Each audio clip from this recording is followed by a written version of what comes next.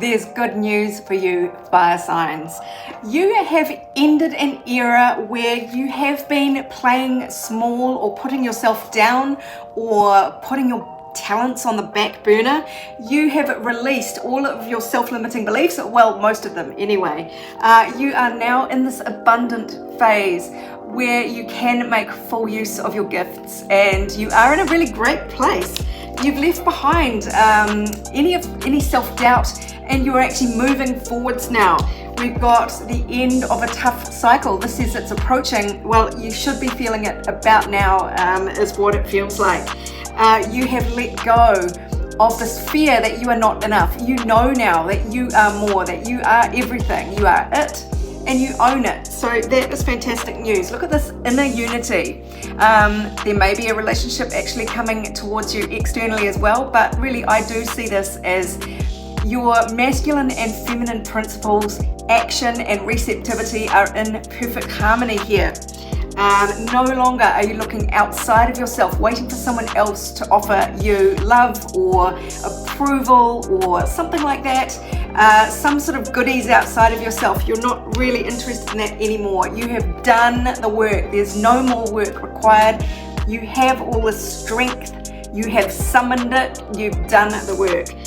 So let's see what else the universe wants you to know, apart from the fact that there is good news coming because of a chain of events that is going to affect your life. Because of the end of an era, something negative will be leaving. So that is because of all this work you've done now and this openness with which you are facing life and inviting all the good things in. So let's see what else the universe wants you to know for the week ahead. Well, coming up, there could be the return of an air sign individual, so that is Gemini, Libra, Aquarius, or somebody who is very much in their head. They're very mental, they work with concepts and plans and strategy. Or this is you no longer being so run by your own negative thoughts about yourself. Either way, there is the repair of heartbreak here. This is fixing something that went wrong, and you are going to feel triumphant over this situation that had you very upset in the past. Something to do with a King of Swords type energy, either from another person or within yourself. So that is the negative side of cleverness, thinking, worrying, planning, strategy, manipulation, that sort of thing. So somebody might come back around and you realize how much you've healed, and it feels like a real victory inside of yourself. That's one explanation.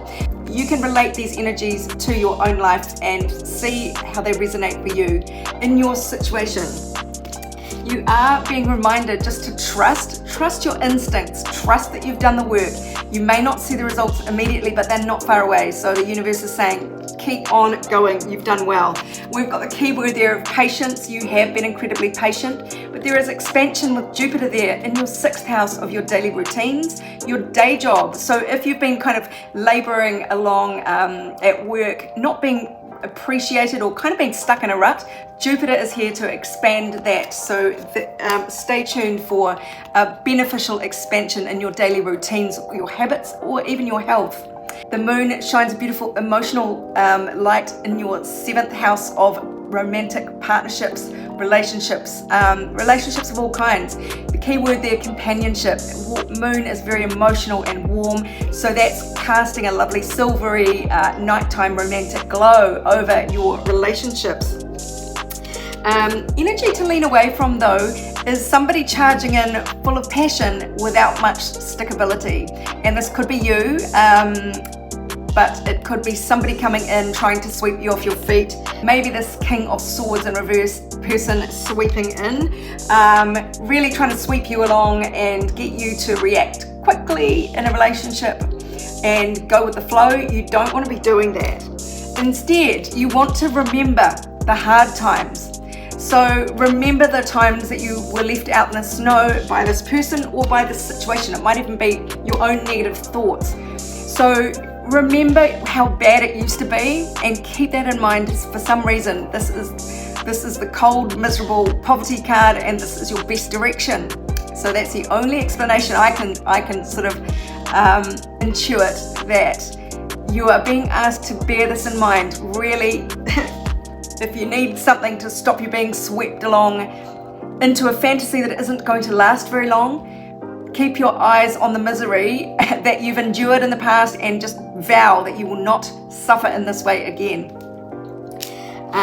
You do now have the ability to calm yourself, manage your own emotional reactions and your own inner emotional state. So this is peaceful self-regulation. You now have the ability to do this. You are not prone to the moods of others or the actions of others. You are now a sovereign individual who can manage your own emotions. And if someone is going to come into your life, they'd better be contributing positively to your emotions, otherwise they're not welcome. That feels like the message for you this week, my darlings. If you'd like your own personal reading, go to my website, abundancelovejoy.com.